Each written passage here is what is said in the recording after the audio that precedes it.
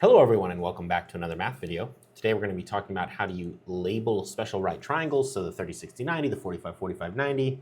Okay, similar to the problems that you see up on the screen here. Just a reminder, this is the normal version. If you want the speed run version where we go through pretty quickly, I'll link that in the description below. Okay, for a 45, 45 degree, 45, 45, 90 degree triangle, all right, we call the side, so you look at, this is the right angle here, right? This half box means a right angle.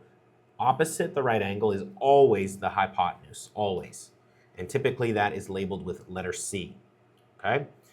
The legs are both the same length, so typically you call one of them A and one of them B. Doesn't matter, you could switch those, right? You could call this A, this B. Those can be changed because they are the same length, okay? But the hypotenuse, make sure you get that one right across from the right angle. All right, here's our quick clock for today, which means that it's time for you to practice what you just learned. Go ahead and pause the video and try these three problems on your own. Try and label A, B, and C.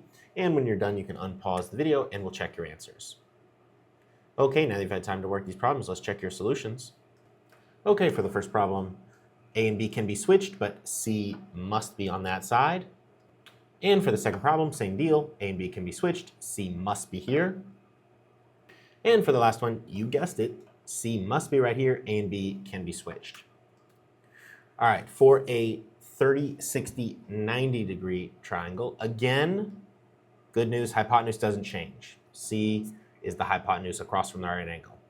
Now, across from the 30 degree angle, we have what's called the shorter leg, and this is generally A, which, process of elimination, across from the 60 degree angle is B.